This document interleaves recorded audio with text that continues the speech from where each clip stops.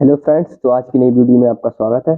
आज की इस वीडियो में हम आपको सिखाने वाले हैं कि साधारण ब्याज कैसे निकालते हैं। तो चलिए स्टार्ट करते हैं। सबसे पहले मैं साधारण ब्याज निकालने के लिए ये तीन चीज़ें पता होना बहुत ज़रूरी है। पहला है मूलधन, और दूसरा है दर, और तीसरा है समय। कि साधारण ब्याज कितने समय के लिए किसी ने मूलधन ब्याज के लिए दिया है, तो समय का पता होना बहुत ज़रूरी है। और मूलधन उसने कितना रुपए ब्याज पे दिया है ये पता होना ज़रूरी है। और दूसरा होता है दर। दर होती है दो प्रकार की। पहली तो होती है वार्षिक, और दूसरी प्रकार की जो दर होती है वो होती है मासिक। यदि कोई व्यक्ति कोई पैसा ब्याज पे देता है और साल के लिए देता है तो उसे हम वार्षिक दर बोलते हैं। और जब कोई व्यक्ति महीने के लिए देता है तो उसे मासिक दर बोलते हैं। तो पहला सवाल जो हमारा है वो वार्षिक दर पे है। तो पहला सवाल हम सॉल्व करते हैं। तो साधारण ब्याज का सूत्र क्या होता है, सबसे पहले हम वो जान लेते हैं। तो यहाँ लिखते हैं साधारण ब्याज बराबर साधारण ब्याज बराबर होता है मूलधन गुणा दर गुणा समय, और पूरे का बटे 100। ये हमारा साधारण ब्याज का फॉर्मूला होता है।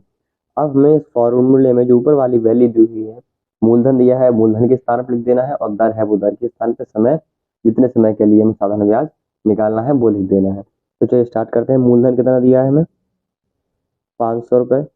और दर क्या है वार्षिक, 4%। तो 4 लिख लेते हैं। उसके बाद समय 3 वर्ष के लिए हमें साधारण ब्याज निकालना है 3, और टोटल के बटे 100 कर लेते हैं। अब जो वैल्यू काटी जा सकती है आपस में काट लेते हैं। 2 जीरो से 2 जीरो यहाँ कैंसिल हो जाएंगे। अब बचेगा क्या हमारे पास, 5 गुणा 4 गुणा 3। तो इन तीनों की जब हम गुणा करेंगे तो क्या आएगा, 5 चौक 20 और 20 3 60। तो यहाँ पे क्या जो साधारण ब्याज निकल के आया है वो कितना आया हमारा, 60 रुपये। पहले वाले सवाल का जो उत्तर था वो 60 रुपये साधारण ब्याज निकल के आया है। अब हम बढ़ते हैं दूसरे वाले सवाल की ओर। दूसरे वाले सवाल में क्या कह रहा है कि 400 रुपये साधारण ब्याज की मूलधन है।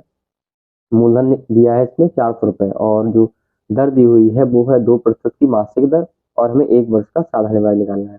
तो सेम वही फॉर्मूला हम दोबारा से लगाएंगे। साधारण ब्याज बराबर, तो लिखेंगे साधारण ब्याज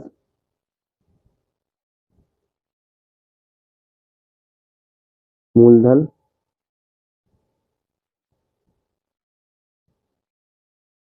गुणा दर और समय, और पूरे का बटे 100 लिख देंगे। अब हमें करना क्या है, मूलधन तो यहाँ पर 400 दिया है तो 400 लिख लेते हैं। उसके बाद दर यहाँ पर 2% की दी हुई है, 2% लिख लेते हैं। अब यहाँ पर समय 1 वर्ष के लिए पूछा है। अब हमें प्रॉब्लम क्या है, यहाँ पे जो दर दी हुई है वो है मासिक दर दी हुई है, और हमें 1 साल का साधारण ब्याज निकालना है। उसके लिए हमें क्या करना पड़ेगा, 1 वर्ष में मासिक जब दर दी है तो हमें 1 वर्ष में कितने महीने होते हैं वो लिखना पड़ेगा। 1 साल में कितने महीने होते हैं, 12। इसीलिए हम यहाँ पे 12 लगाएंगे। अगर यहाँ पर आप 1 लिख देंगे तो ये सवाल गलत हो जाएगा, क्योंकि दर जब मासिक दी हुई होती है तो हमें ब्याज निकालना होता है वो भी मासिक ही निकालना होता है, महीने का। इसीलिए 1 साल में 12 महीने होते हैं, तो इसीलिए हमने यहाँ पर 12 लिखा है। उसके बाद टोटल का बचे 100।